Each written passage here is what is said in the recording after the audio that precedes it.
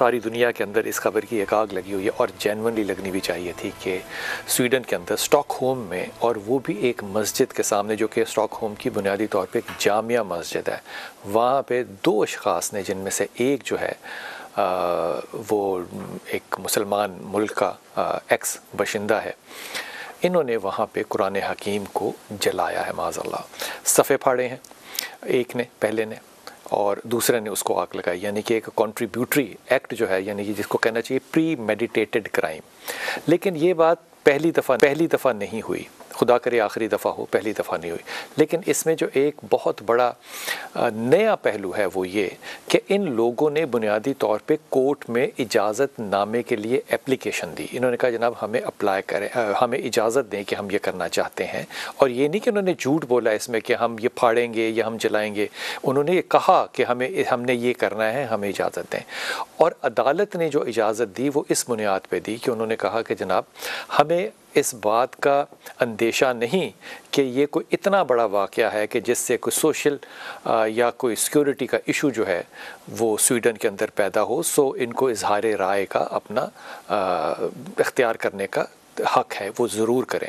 اس پہ جب یہ سارا عمل ہو رہا تھا تو اس سارے عمل کو دیکھنے کے لیے تقریباً 200-250 لوگ جو تھے وہ وہاں پہ موجود تھے۔ ان میں سے بہت سے لوگوں نے اللہ اکبر کا نعرہ لگایا، بہت سے لوگوں نے جو ہے وہ اس کے خلاف نعرہ لگایا، بہت سے لوگوں نے اس کی مذمت کی، بہت سے لوگوں نے وہاں کھڑے ہو کے وہاں پہ اس آدمی کی سپورٹ میں بھی بات کی۔ اس شخص کا جو میں نام نہیں لینا چاہتا، میرے پر نام جو ہے وہ سوشل میڈیا پہ موجود ہے، اس کا کہنا ہے کہ قرآن کو بین کیا جائے یا مذہب کو بین کیا جائے، کیونکہ یہ ایک منفی رویہ اختیار کرتا ہے لوگوں کے اندر، اور یہ وہی پرانی بات ہے کہ اگر آپ غور کریں کہ جب نئی ریڈ بک پڑھ رہے تھے تو کارل مارکس کے اس کال کو ہم بہت ڈیبیٹ کیا کرتے تھے کہ یہ ریلیجن از این اوپیم، اس نے کیوں کہا ہے، اور ہم اس کے مخالف باتیں کرتے تھے۔ یہ نئی بات نہیں ہے، لیکن یہ نئی بات ہے کہ عدالت سے اجازت لے کے کی جائے۔ اب دیکھیے فرانس کے اندر کیا صورتحال ہوئی کہ ایک بچہ جو تھا جو الجیرین ہے اور وہ مسلمان تھا، اس کو ایک پولیس آفیسر نے مار دیا۔ اب جب پولیس آفیسر مار دیا، اس وقت سارا فرانس جو ہے اس میں تقریباً کوئی 2000 گاڑیاں جل چکی ہیں، پولیس جو ہے وہ وہاں پہ عوام کو کنٹرول نہیں کر پا رہی۔ یہاں پہ سارا فرانس جو کہ سیکولر ملک ہے، وہ ایک مسلمان بچے کے لیے باہر نکل آیا ہے کہ آپ نے اس بچے کو کیوں مارا ہے۔ اب یہ جو تضاد ہے یورپ کے اندر، اور ایک انہیرنٹ یعنی کہ کیا کہنا چاہیے، انہیرنٹ کو پتہ نہیں کیسے ایکسپلین کروں، موروثی طور پہ ایک جو ان کے اندر نفرت ہے اگینسٹ اسلام، جس کی وجہ سے اسلاموفوبیا کا ایک نیا ٹرم جو ہے وہ بھی ایجاد ہوا، اس پہ بات کریں گے۔ ضیاء اللہ شاہ بخاری صاحب السلام علیکم۔ خیریت سے ہیں؟ دکھ کی بات بڑی اور بہت شرمندگی کی بات۔ ڈاکٹر طارق صاحب السلام علیکم، خیریت سے ہیں؟ اور انتہائی محترم مفتی سخاوت بھائی السلام علیکم۔ مفتی صاحب اس پہ کچھ روشنی ڈالیے کہ پہلے وہ ایک کتاب لکھی گئی سٹیننگ ورسز، پھر وہ تسنیمہ راؤ نے کتاب لکھی جو کہ اگر کوئی پڑھنے والا ہو نا لٹریچر تو اکا سمجھتے ہیں، اکا نکمی، جاہلانہ، بیوقوفانہ، اور لٹریچر کے معیار پہ 3rd کلاس کتابیں ہیں، وہ لٹریچر کے معیار پہ، وہ بلیم کر دینا کسی کو اور بات ہے۔ کیا وجہ ہے کہ یورپ جو ہے وہ اتنا سائیڈ لیتا ہے مسلمانوں کے ساتھ نفرت میں؟ کیا وجہ ہے اس میں؟ کیونکہ یہ سارے واقعات امریکہ میں نہیں ہو رہے، یہ افریقہ میں نہیں ہو رہے، یہ انگلینڈ میں نہیں ہو رہے، یہ ہو رہے ہیں سارے اس طرف اسکینڈینیوینز کی طرف، کیا وجہ؟ بسم اللہ الرحمن الرحیم، اللہم صلی وسلم وبارک علی سیدنا و مولانا محمد وبارک وسلم وصلو علیہ۔ بہت شکریہ بلال بھائی، آپ نے وقت دیا۔ دیکھیں،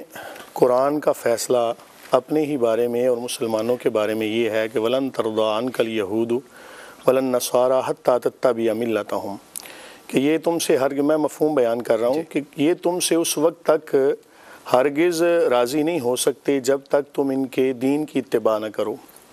اور یہ ایسے معاملات کرنا جو بھی آپ نے جس پر روشنی ڈالی، یہ بالکل جاہلانہ بات ہے کہ جب کوئی بندہ دلیل سے کسی کو زیر نہیں کر سکتا تو پھر وہ دشمنی پہ اتر آتا ہے۔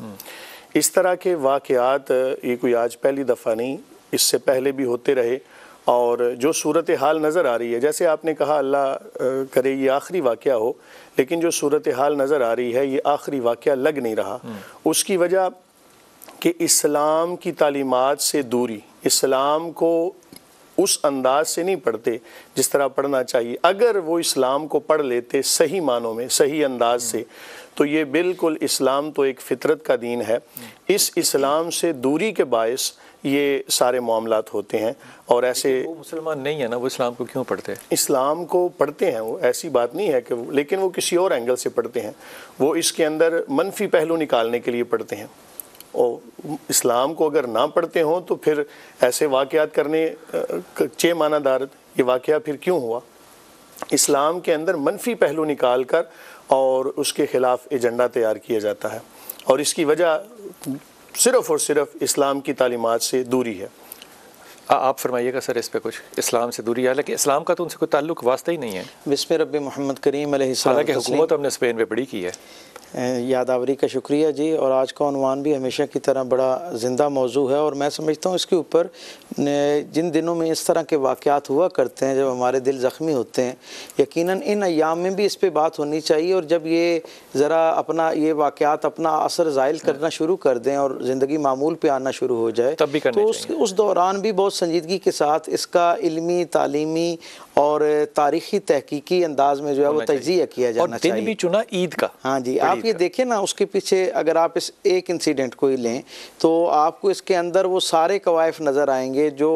اس سے پہلے اس پوری گویا ایک مہم کے دوران جو اس کے لوازم رہے ہیں، وہ سارے کے سارے اس کے اندر پائے جاتے ہیں۔ اور اس دفعہ آپ ان کی بے باکی کا اندازہ یہ لیجئے کہ ویسٹ کے اندر، امریکہ کے اندر، دنیا کی جسے نسبتاً ہم جدید دنیا کہتے ہیں، وہاں یہ بات بڑی ان کے خلاف جایا کرتی تھی، اس طرح کے بدبخت لوگوں کے خلاف جایا کرتی تھی کہ جی یہ ایک انفرادی عمل ہے اور غیر قانونی اس میں، اور ایک جذباتیت ہے اور دنیا کے عمل کو خراب کرنے۔ اب آپ یہ دیکھیں کہ وہاں کی جو اسٹیٹ ہے وہ بھی اس کا حصہ بن چکی ہے، اور گویا یہ ایک پیغام ہے پوری دنیا کے مسلمانوں کے لیے بھی بالخصوص، اور دنیا بھر کے جتنے بلیورز ہیں ان کے لیے بالعموم۔ میں یہاں پہ جو ہمارے دوسرے مسیح بہن بھائی ہیں جو باقی عقائد کے ساتھ وابستہ لوگ ہیں، میں انہیں بھی اس میں شامل کروں گا، اور میں انہیں بھی باخبر کرنا چاہوں گا کہ یہ جو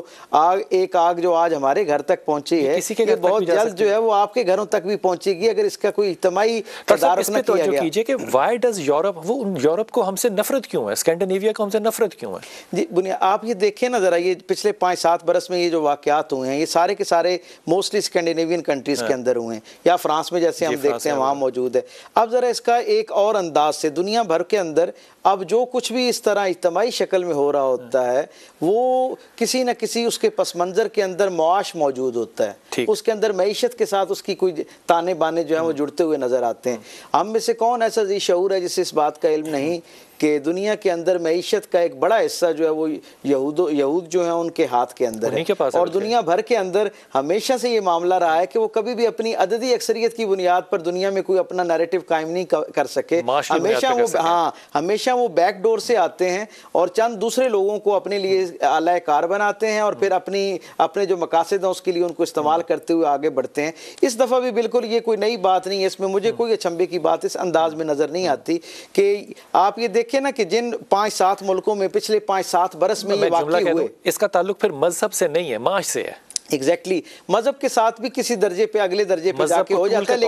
لیکن اس کے پیچھے اس کے لیے اتنی آزادی اور اس کے لیے یہ جو فیسیلیٹیشن کا کانسیپٹ ہے نا، یہ جو سہولت کاری ہے جس کا ایک بہت بڑا اور نمایاں حوالہ اس واقعے کے اندر ہمیں حکومت کی طرف سے ایک طرح کی اجازت ملنے پہ ملتا ہے، تو یہ حکومتوں کی اس انداز میں اس کے لیے سہولت کاری کرنا اور وہاں کے معاشرے کو اس انداز میں سہولت کاری کرنا بنیادی طور پہ یہ پیغام دیتا ہے کہ ان کا مطمع نظر جو ہے وہ مذہب کو ٹارگٹ کرنا نہیں ہے، بلکہ وہ دنیا بھر کی معیشت کو اپنی طرف متوجہ کرنا چاہتے ہیں۔ آپ ایک لمحے میں اپنے سامعین کو اس خیر میں شریک کرنا چاہوں گا کہ آپ یہ دیکھیں کہ پچھلے 7 برس کے اندر